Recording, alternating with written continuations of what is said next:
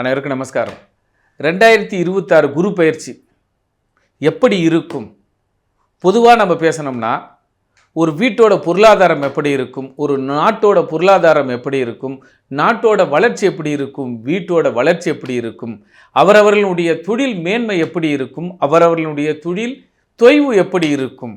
ஆக 2026 நம் வாழ்வும் நம் வளமும் நாடும் வீடும் நலமாக இருக்குமா, நலம் தப்புமா, அல்லது நலம் தப்பியது மீண்டும் நல்ல நிலைமைக்கு திரும்புமா என்பதை 2026 கொண்டு நாம் 12 ராசிகளுக்கு நமது டிவியின் சேனல் நேரலையில் மக்களுக்காக காண்போம். இந்த 2026 எப்படி இருக்கும் அப்படின்னு மாபெரும் கொஸ்டின். 7 குரு, மகர ராசிக்கு நேர் 7 குரு. 7ஆம் இடம் என்பது என்ன?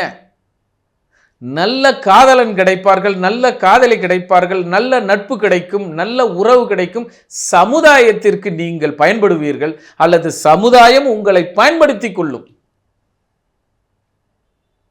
நினைச்ச இடத்துக்கு நீங்க போய் சுத்தி பார்ப்பீங்க.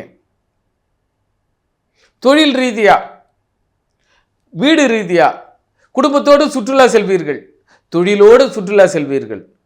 ஆக இந்த மகர ராசிக்கு 2026 கூட்டாளிகளால், கூட்டு தொழிலால், காதலனால், காதலியால், நட்பால், சமுதாயத்தால் நல்ல அங்கீகாரம் கிடைக்கும்.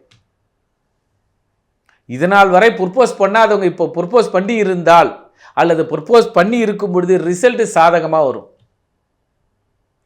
7ல் குரு,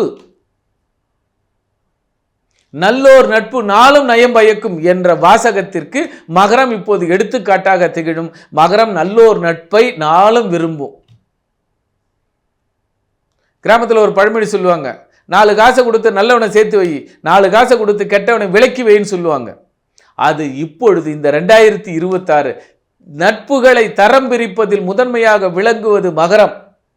உங்களுக்கு யார் நல்லவர்கள் யார் கெட்டவர்கள் என்பதை ஆராய்ந்து பார்த்து இப்பொழுது இந்த ஆண்டு நீங்கள் ஃப்ரெண்ட்ஷிப்பும் சரி, தொழிலும் சரி, உறவும் சரி, நட்பும் சரி அளவாக பிரித்து கையாளப்படுவீர்கள்.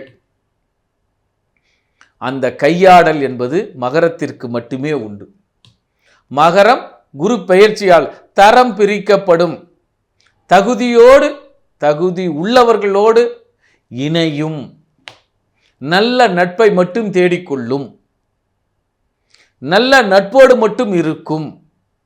நல்ல நட்புக்கு, நல்ல பண்புக்கு, நல்ல தர்மத்திற்கு, நல்ல மோட்சத்திற்கு முன்னுரிமை கொடுத்து அவர்களோடு பயணிக்கும். ஆக மகரம் நல்லது எது கெட்டது எது தீர்மானிக்கும் காலம். இப்பொழுது இந்த ஆண்டு நீங்கள் தீர்மானித்தால் இந்த நட்பு காலம் காலமாக தொடரும். ஆனால் இந்த நட்பு கூடா நட்பு ஏற்படுத்தி விட்டால் அது காலத்திற்கு ஒரு இழுக்கான, ஒரு செயலான, ஒரு சொல்லான நிகழ்வை கொடுத்து விட்டு செல்லும். ஆக மகரம் மட்டுமே மிக கவனமுடன் இந்த குரு பெயர்ச்சியை கையாள வேண்டும். சேரிடம் அறிந்து சேர வேண்டும். பீஷ்மர் சொல்வார், விதுரர் சொல்வார், திரௌபதி சிரிப்பா அம்பு படுக்கல படுக்கும் பொழுது சொல்லுவார், உபதேசம் சொல்லுவார். திரௌபதி சிரிப்பா, அன்னைக்கு என் புடவையை உரியும் பொழுது அன்னைக்கு எங்கே போச்சு இந்த உபதேசம்னு. அப்பொழுது விதுரர் சொல்லுவார், பீஷ்மரும் சொல்லுவார். 2 பேருமே ராமாயண மகாபாரதத்தில் உபதேசம் செய்தவர்கள். யாரோடு சேருமோ அவரோடு புத்தி தான் நமக்கு வரும். அந்த நாள் சேரிடம் அறிந்து சேர்ந்து விட்டால் ஞானம் கிடைக்கும். அந்த ஞானம் இப்பொழுது மகரத்திற்கு மட்டுமே ஒரு சந்தர்ப்பம் இருக்கிறது. நட்புகளை பிரித்தாளுங்கள், உங்களுடைய வாழ்க்கையை மேம்பாடு அடையுங்கள். குரு பயிற்சி உங்களுக்கு சீரும் சிறப்புமாக இருக்கும். நன்றி, நமஸ்காரம்.